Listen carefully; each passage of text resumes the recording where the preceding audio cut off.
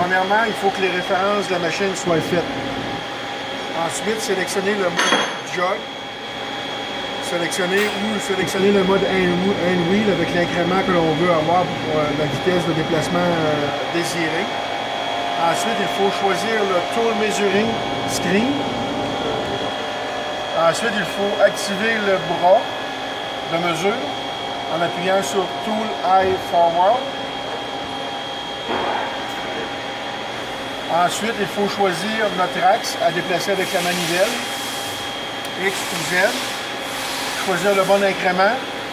Ensuite, bouger avec la manivelle pour s'approcher le plus possible de notre bras de mesure.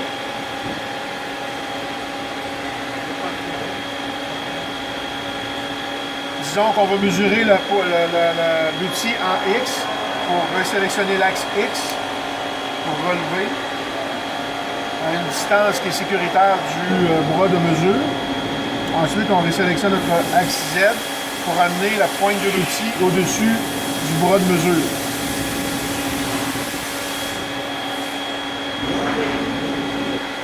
Ensuite, s'approcher un peu plus du bras de mesure pour raccourcir le temps de mesure. Mettre à une vitesse, sélectionner une vitesse ou un incrément plus petit pour éviter les accidents. Et ensuite, bouger jusqu'à ce que l'outil touche au bras de mesure et exécute sa séquence de mesure par soi-même en mode automatique.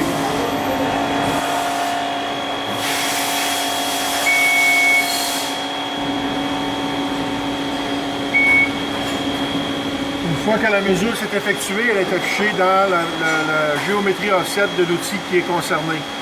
Maintenant, on va refaire la procédure pour le Z. Donc, il faut tasser notre axe Z pour l'amener en face du bras de mesure sur le côté en Z. Donc, je vais augmenter ma vitesse pour raccourcir mon temps d'exécution. Ensuite, je sélectionne mon axe X pour amener l'outil devant le bras de mesure.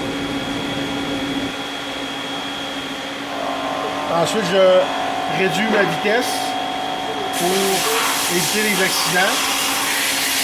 La mesure est de 14,8349 à l'heure actuelle. Pour amorcer la mesure, il faut resélectionner notre axe Z, bouger lentement en Z jusqu'à ce que le couteau touche au sensor. Et ensuite, on laisse la machine exécuter sa mesure en mode automatique. Comme on peut le voir, la mesure a été enregistrée.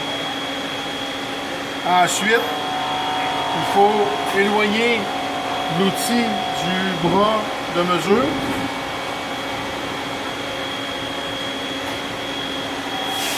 Renvoyer le bras de mesure à sa position home avec Tool Eye Backward. Puis resélectionner notre écran de jog. L'opération normale.